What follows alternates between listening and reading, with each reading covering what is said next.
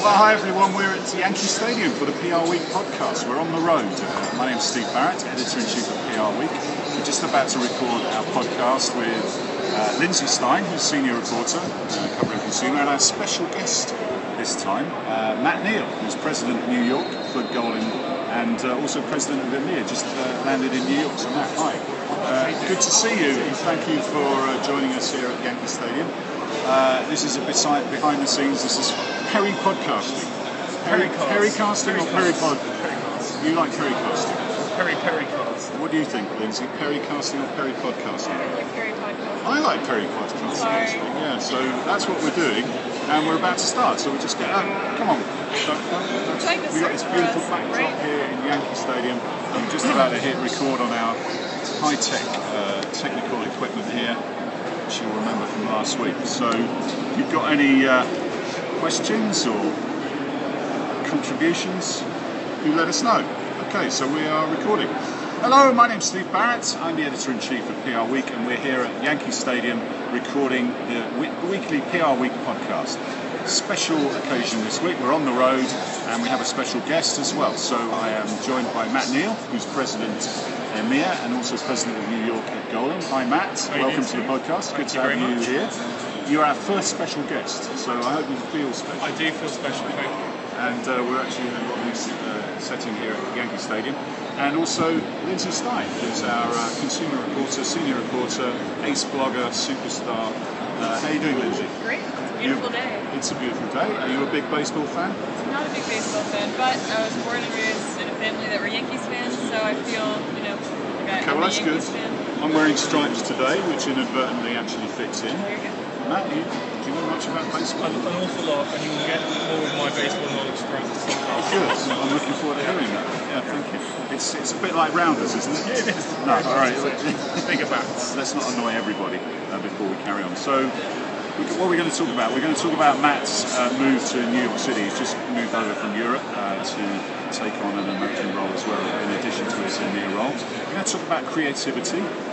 It's at the top of everybody's list these days, with convergence and agencies sort of getting into each other's territory. It's a big topic, and we'll try and do it justice in this setting. We'll talk about the differences between UK and US PR. And Matt, obviously you're in a good position to comment on that. We'll talk about PR. Is it manipulation, or is it promotion? Is it, how much are we manipulating the message? How much are we getting over authentic messages? There's been a lot of discussion about this. We had some interesting blogs on our website. So, apparently the Yankees are going to lose. They're a bad team.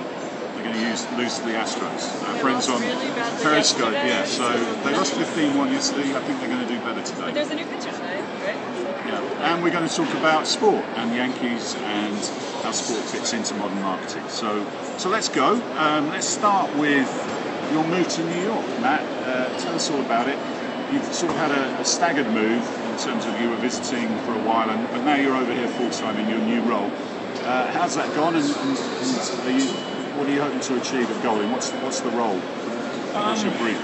Well, it all started a conversation after an episode with David Hasselhoff in Cannes, and Golden opened up the Cannes Lions Festival. That was last year, wasn't it? Yeah, I think we were the first PR agency to open the festival, and it went so well. And I was having coffee sur la croisette with Fred Cook, my boss. You weren't having coffee with the Hoffy? No, I had... coffee with the cookie? That's a t-shirt. Yeah, I think so. I was having coffee with the cookie, or something else. And we were just kind of talking about what's next, and I said that my dream was always to come and work in New York City. London is one of the greatest cities in the world, and I have a feeling that New York is going to tie it. So we started working on a plan to basically do what Golden has done in London, which is go from quite a small agency comparatively to according to PR Week, often number one in the market. The job is, in the next 3 years, to take a good agency in New York and make it the best in the city, and in the next 5 to make it the best in the country. Because you've always been more associated with Chicago, obviously, where the head office is, where your key client McDonald's is, 50 years working with them. 58. 58 years, yeah. So how difficult is it to establish yourself in New York? Because we hear that. Edelman did it, obviously. They started in Chicago, but they have very much made that transition. How do you go about doing that? In fact, you've won a couple of pieces of business from them, and in fact hired a few of their people. So is that the plan, to basically take their clients and their people? How did he find out about the plans? No, I think in New York you can do things a lot quicker than you can in where I've just come from. The budgets are bigger. I mean, you could work for the same brand in London and the same brand in New York, change the pound sign to a dollar sign and add a zero. You can also hire people a lot quicker here. You know, notice periods of 2, 3, 4 weeks. It takes 6 months to get a really good person in the UK. So I think we can build on the great foundation we have. But yeah, you're right. Historically, and we are a Chicago headquartered company. That's where we're from. We're Midwestern. But our global focus, our number one priority right now is on this wonderful city. And it's still really important to have a big presence in New York, isn't it? Yes. Even nowadays with such a global PR market, New York is still a big centre of... Yeah. If you would say that London is the international capital, PR capital of the world in terms of different nationalities and companies doing global work from there, New York is undoubtedly the number one media market in the world, so it has to be strong. Okay, great. Well, we'll talk a little bit later about the differences between the UK and US markets, but let's talk a little bit about creativity. Lindsay, last night we were lucky enough to go to the Saatchi & Saatchi New Directors Showcase, which was fantastic, wasn't it? Some brilliant films. At 25th anniversary, so they did a little montage of the last 25 years with the directors making a new film together where they had to follow on from each other, which was amazing. And then they showed the winners of this year's, or the finalists of this year's competition. It's something they do in Cannes each year, and instead of sort of getting celebrities, nothing wrong with getting celebrities, like the Hop, what bigger celebrity could you get? No. But they actually go for the creativity of the new directors and really hunker down on that. How did you find it? Well, I mean, it's a little bit... PR is becoming more advertising-like, and advertising is becoming more PR-like. How did you find the creativity in the films, and what do you think the lessons are for people in communications?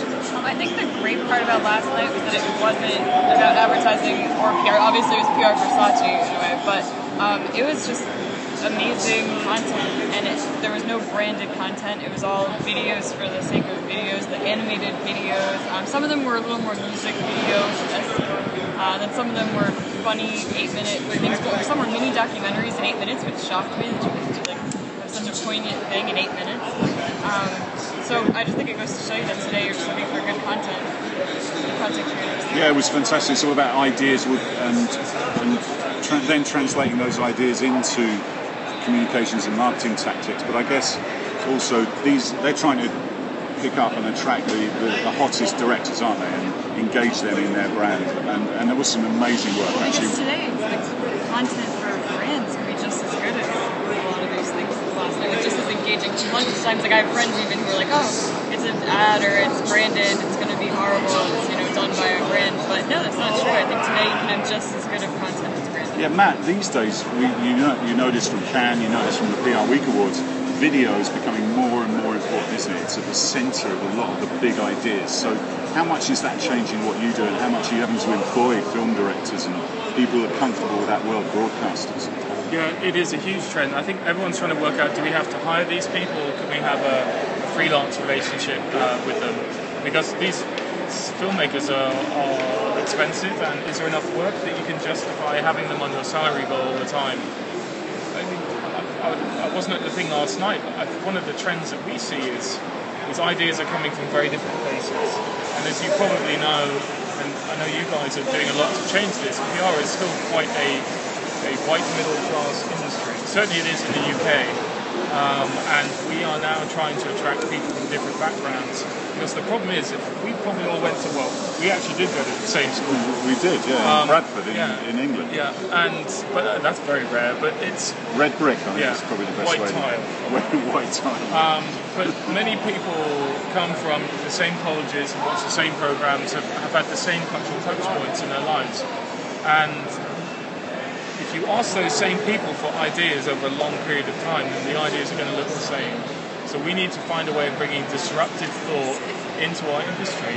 And in a country like America, which is such a melting pot of cultures and ideas, if our industry looks like us, then we're probably not going to be serving our clients or our customers well. So somehow we've got to change that. That's actually a good segue into our next topic, which is really the differences between the UK and the US. The US is such an amazing multicultural country. Spanish is going to be the first language in not that many years now. You know, they're looking at projections 2030, 2040, and it is a melting pot, and we do get that accusation that PR isn't reflecting the industry properly. We've got a panel on diversity at the conference. We have our PRWeek Diversity Awards with the PR Council. But what are the other differences you've noticed between PR in Europe and versus the US? Not versus, compared to. Well, I mean, New York and London, I think if you were to redraw the map on cultural levels, Londoners and New Yorkers are very similar. A nice, healthy skepticism, a good sense of humour, and passion for what they do, and a very work-hard culture. On a budgetary level, there are kind of vast differences. Creatively, it's very, very similar. I think the biggest difference is the relationship with the media and the way the media operates itself. I was painting my apartment this weekend because the people who own it... Surely you have someone to do that sort of thing. I didn't. I didn't get a man in. I did it myself with my 5-year-old daughter who's helping me. And the people that we're renting from are 50, 60 years old, so in the sunset of their life, and every colour is kind of shade of granny, so we had to kind of repaint it. And I was watching the rolling news while we were kind of white-walling the walls. And it was, the usual stories. Is Trump going to build a wall? Is that a good idea? Is it a bad idea? What's his message? Is Biden going to run? Is he not going to run? Clinton emailgate, is it going to stop? I mean, the same stories for weeks and weeks and weeks and weeks. And yet, you had breaking that weekend 3 Americans who heroically saved the lives of probably 50, 60, 70 passengers. France, Belgium. Yeah. True heroes. I mean, you cannot get a better story than that. And that was number 3 on the pecking order behind Clinton emailgate. And that would not happen. In every single European country, that has been the lead story for days. And yet here we are, a year and a half away from election, and the minutiae of what's going on is dominating the news day in and day out. And it's a huge difference. Yeah, so the run into the election in the UK, it's a 5-week run-in. It's a 7-week run-in. Yeah. But here it starts like 2 years out, and it's incessant. Yeah, that's definitely a big change, and the way the communications behind it, especially on this election, which is shaping up to be incredible. Yeah. Any other differences? I mean, the scale of the market over here, the scale of the budgets, the scale of the social media, and those sort of things. The scale can sometimes mean that some of the ideas have to be a little bit more formulaic to reach the whole country, because it's a big country and you can't just do something. It's a country the size of the continent of Europe. So you cannot just do something in one market and hope for it to be spread. I think the relationship between media and communications is more civil here. It's a little bit more professionalised. I think it's a little bit more caustic at times in the UK. Yeah. So that's interesting. I mean, that's a really good thing. That's a cultural thing we at PRWeek had to come to terms with, because we couldn't just translate the model of the UK to the US. It just didn't work. The things that worked over there would just be on the pale over here, and we've had to sort of, over time, over the 15 years we've been here, sort of adapt and adapt to the market. The good journalism is just as strong here. I mean, the New York Times and the Times, or the Sunday Times, would go toe-to-toe with the Guardian, etc. So I think the media market is quite similar. I think client-wise, you're probably 6 months, maybe 12 months ahead, and applying social and digital to brand work, and maybe the UK follows that a little bit. But creatively, we're similar, I think. Finally on that topic, clients, everything's changing. They seem to be driving a new agenda. We've seen it in media. We're driving all these media reviews. We've got programmatic advertising taking over, broadcast having less of an effect for advertising, and that's obviously massive implications for advertising and media, but also a knock-on effect for PR. What do you see the clients driving over the next 12 months in our sector? I think we've still got... There are more briefs coming our way which are far more integrated, and there are more briefs coming our way which social is an integral part, and we're the part of the world that I've come from, that debate is still being fought over. Whereas I think here it's kind of decided, and we believe it belongs with communication firms, which is great for us and great for everyone working here in the US. Okay, so let's talk about our next topic. Are PR people in the business of manipulation? We hear a lot these days about authenticity and transparency and how you have to be like that if you're going to be in an age of social media and globalization. And then you see stories like we had in the UK of Sweatygate, where people are inserting people in stories that actually are brand advocates, and they're almost hoodwinking the public and hoodwinking the media. So, Lindsay, have you got a view on this? Is PR in the business of professional manipulation, or do you have to be totally authentic and transparent these days? I think with any profession, it's kind of in the middle, right? I don't think anyone in life is 100% honest anyway. But I'd like to think that PR is more about building reputation and building a brand or building a name or fixing crises. But I think with any job, you have to sacrifice a little bit and maybe lie and manipulate in order to, either save your brand or save people or... Yeah, well, I don't know if you saw this story, Matt. It was about someone who was basically advocating on behalf of the company, but was being used as a case study in this story. I'm sure these things have gone on for years. I remember journalists are the same. When someone needs a model for a shoot, and someone in the newsroom got a kid that they can use, etc., etc. And what's the dividing line between manipulation and transparency and authenticity? I think it depends, to Lindsay's point, on maybe where you're working. I would say professional persuaders would probably be what I would umbrella call those. If you're working for, there was a really nice quote on your site, I can't remember who it was, but they said that I believe that over time the truth will come out. And I think that's how most professional PR people believe, and would be the advice that they would give CEOs and the boards that they are advising. However, I think if you are a publicist working for a celebrity, I think many of them have gone on the record, and I would call it, by the way, a different profession, question mark profession, who have gone on the record and say they do lie. And I think if you're working for a political party or religious group where you believe that your point of view is better than everyone else's, i.e. it's an ideology or politics, yeah, then you probably will manipulate because you believe, hand on heart, that your way is better than everyone else's. If you're working for a peanut butter or a car company, I really don't think that's the case. All right, well, you can check out that debate on our website. A couple of really interesting blogs and a response to one of our columnists, and it's got a lot of interest on the site, and it's one of the most popular. Looks like someone's just scored a goal, man. Is that what you call it? That is definitely a goal. Or is it? Yeah, back of the net. Yeah. Okay. All right. So it's 2-0. Okay. To Yankees, yeah. No. No, to Houston. That's a shame. All right. Finally, we're going to talk about sport, and it's becoming more and more important in marketing. We're seeing agencies setting up sports and entertainment wings. We're seeing specialist agencies like IMG prospering. Catalyst was acquired by them, a PR shop that specialises in sport. Kind of broken up from sports entertainment to sports and entertainment, right? Yeah. They're both so big. And indeed, Sir Martin Sorrell has taken someone from IMG, hasn't he, to set up a sporting division at WPP rather than acquiring something. What are you seeing in you cover consumer a lot, and obviously sport and consumer overlap. How important is and how effective can sport and entertainment be in communications and marketing these days?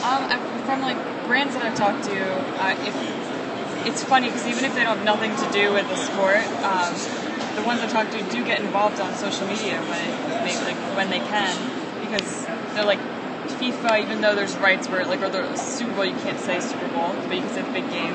You can get around it. There are ways to just get involved, and you have millions of people watching at once, so it makes sense to get involved in some sort of content. And then agencies all really want sports brands, even if it's maybe not specific like the Yankees, but it's a brand that like Cliff that has a bunch of athletes that are involved. You know about Cliff? Yes. Recently won by Golan, actually. I didn't even do that on purpose. That just happened. Thank you for that message. Congratulations. But yeah, it just today sports and lifestyle and all of that is just going hand in hand. Look at Under Armour; they have a lifestyle message and a sports message. All right, what do you think, Matt? We're peri-podcasting here. I'm not seeing any action on the Periscope, so I don't know whether this is even working. We're getting no comments and we're getting no hearts. So I'm hoping this is working, and I'm hoping there's someone out there listening. Anyway, we're carrying on with our podcast because that's what we do, consummate professionals. What about sports? It's so sexy now, isn't it? The big tournaments, the World Cup last year seemed to really America had bought into it as well. Well, I was there, and there were more Americans there than any other country, apart from Brazil. And sport is just, and we're here in Yankee Stadium, Derek Jeter and all these guys. But then you've got. Isn't Yankee Stadium one of the only ones left that's not branded, by the way? Yeah. It is. That's very true. I wonder if that'll ever. It's a good point. But then the players are such big brands, aren't they? And then you've got A-Rod and all the sort of issues around him and other sports stars with bad behaviour that can then tarnish a brand. How do you work through that? You work a lot with McDonald's. Obviously, they're involved in this to a massive scale. I think sports marketing has changed a lot over the years. It was probably the backwater of, to go back to one of your earlier points, the backwater of creativity, because you would write a check, you would get talent, and that was it. It was talent plus brand. There's the story, and now you had sort of specialist agencies. I remember Alan Pisco Associates got bought out by someone, and it was sports stars setting up, wasn't it? The kind of this Jerry Maguire thing. Yeah. Now you're seeing creativity. In Cannes this year, you saw some really good sports marketing campaigns that had brilliant ideas. My favourite was a football one, soccer football, in Latin America. I think it was in Brazil. And the problem there was people were going fight at the stadium, like really, really bad fighting, stabbings, etc. And this brand got a campaign for the mothers, to be the security guards. Yeah. And it's just wonderful, and that's so and creative. There's an understanding of Latin American culture where Absolutely. you don't mess with mama, do you? It doesn't matter how tough you are. Mum is still the boss. You've got to go home and answer to your mum. So that was. I think we're going to see a lot more creativity in sports marketing, which is great for consumers, and brands are hopefully going to be more bold and ambitious. Yeah, and at Yankee Stadium they started playing soccer. Yes. The heated Manchester City, unfortunately, they have tied up with, which has vexed me a lot. But so I'm now a New York Red Bulls fan. It's Manchester United is my team. It seems to be taking off a little bit. They've got players coming over like Steven Gerrard and Frankie Lampard. So we'll see how that plays out. Matt, thank you for being our guest on the Perry podcast. It's great fun. It's great to have you with us, and we look forward to seeing how you make out in America. And welcome to New York City, and it's good to have you here. Just wanted to mention our conference. It's on September the 16th. We have a fantastic lineup of speakers from across senior marketers, senior communicators, broadcasters, media folks. We've got a diversity debate. We've got a 40 under 40 debate. We have our dinner in the evening honouring those great rising stars of the industry. So do check that out on PRWeek.com and get your ticket, reserve your place. But for now, that's all we've got time for, and we'll see you next time on the PR Week.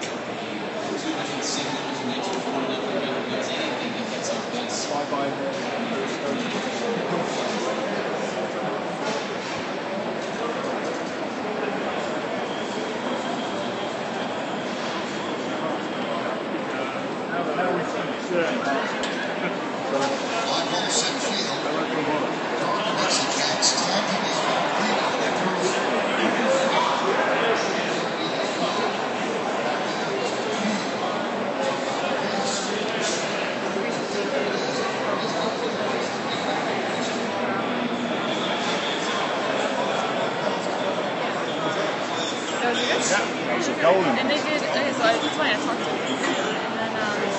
And then, we've got 10,000